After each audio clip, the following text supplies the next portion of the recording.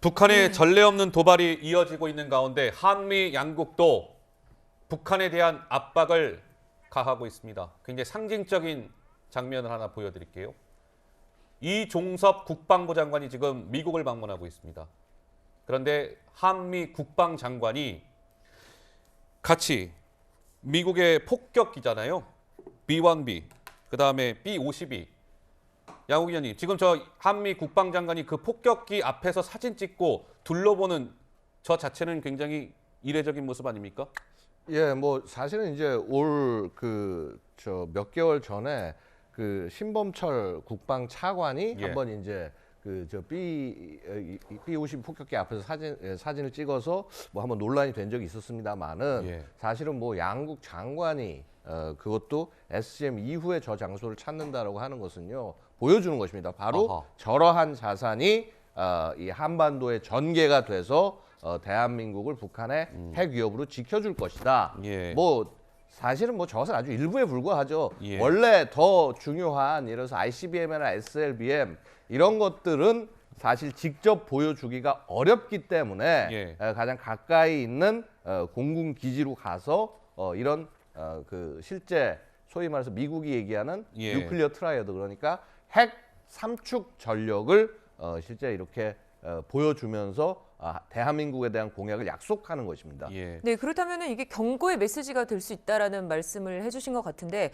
구체적으로 B-1B 그리고 B-52는 어떤 그런 전략 자산입니까? 아, 지금 그래픽도 나오고 있네요. 예. 예. 원래 이제 지금 미국의 폭격기는 B-52, B-1B, 그다음에 B-2 스텔스 폭격기 이렇게 세 종류가 현재 있습니다. 삼총사라고 하죠. 예, 폭격기 전략 폭격기 삼총사라고 예. 하고요. B-52야말로 이제 1950년대부터 지금까지 비행을 하고 있는 굉장히 그 오래된 기체입니다. 그래서 예. 할아버지가 타고 아들이 타고 손자가 탄다. 뭐 그런 얘기까지 나올 있습니까? 정도인데, 예. 근데 하지만은 굉장히 여러 차례 개량을 거쳐서요.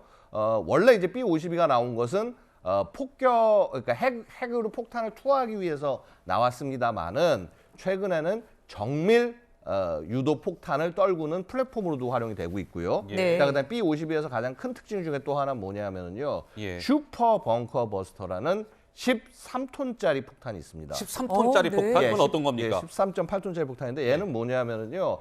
지하 벙커에 숨어 있는 적을 제거하는데 그 깊이가 200m까지 파고 들어가서 지하 200m. 지하 200m까지 파고 들어가서 네. 박살을 낼 수 있는 아하. 그런 폭탄이고요. 예. 그야말로 김정은이 지하로 숨어 들어가더라도 예. 압살할 수 있는 그런 무기 체계입니다. 근데 B-1B는 지금 그래픽도 있지만 핵폭탄이 탑재가 되고 B-52 같은 경우는 예. 핵폭탄은 탑재가 되지는 않으나 아닙니다. 아닙니까? 정반대입니다. 정반대입니다. 반대죠. 지금 잘못 나가고 있는 거예요? B-52가 핵폭탄을 탑재를 하고요. B-1B는 네. 사실 원래 그렇죠. B-1B는 핵폭탄을 탑재하지 않도록 미국과 소련 간의 핵무기 감축 협정에서 서로 약정을 해서 그것을 뺐습니다.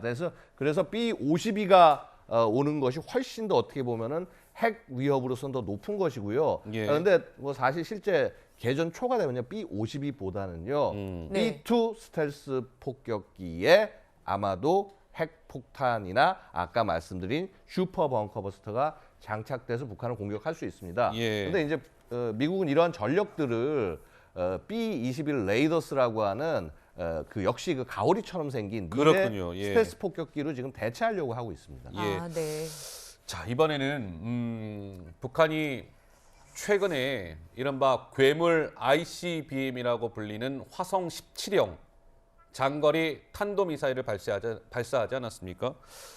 아마 그 모습들 기억하실 거예요. 김정은 위원장이 굉장히 딱 뭐 가죽 점퍼 입고 그렇죠. 뭐 영화와 같이 연출한 선글라스 끼고 바로 이 장면이죠. 예, 화성 17형.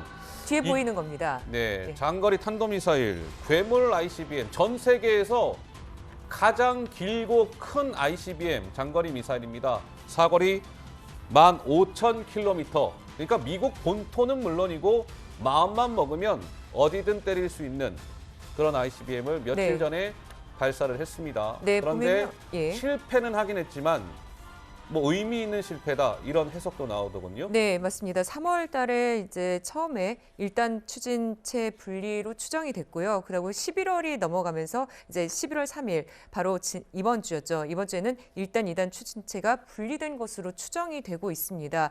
네, 고 위원장님. 그렇다면은 이게 의미가 있다라는 것은 그만큼 더 기술을 발전시켰다는 건가요? 그러니까 올해 3월 16일 날 평양 순안공항 쪽에서 20km, 2만 미터 올라가다 터졌어요. 그래서 예. 평양시 거의 외곽 서쪽에 있는 사람들은 거의 다 봤거든요. 아이고, 그것을. 그래요? 직접 볼 번쩍하고 정도로? 막 네. 소리 떨어지는 거 봤는데 3월 24일 날 저렇게 자켓 입고 나와서 이제 막 어떤 영화처럼 네. 나왔잖아요. 그거는 이제 실질적으로 많은 전문가들이 미국 전문가들하고도 메일을 주고 받아봤는데 15를 쏘고 17을 보여주고 실제로 쏜 것은 15를 쐈다. 아. 그런데 네. 이번에 발사한 것은 17이 맞는 것으로 보인다. 네. 그런데 화성 17 가. 다만 네. 엔진 분리는 계속해서 되고 있고 1단, 2단 분리가. 그러니까 북한이 계속해서 그 방향으로 나가는 것은 틀림없다. 네. 그리고 북한이 기술적 진보를 이루고 있다. 그리고 김정은이 저런 괴물 미사일을 완성시키는 의지는 확고하다. 여기에 그 위험성이 있는 겁니다. 근데 네. 지금 보시는 바와 같이 화성 17형을 북한이 개발에 성공하기 위해서 아주 애를 쓰고 있는 것 같아요. 근데 보시면 저 화성 17형이 3월 달, 5월 달 그제 이렇게 쐈는데 실패는 실패인데 조금씩 좋아지고 있잖아요. 고도 비행거리. 양 의원님.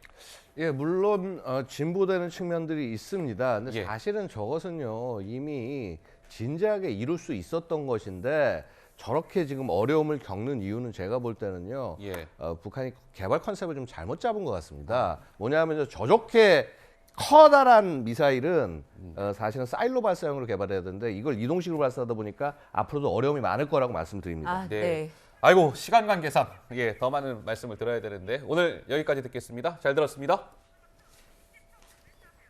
네, 저희는 60초 뒤에 다시 오겠습니다.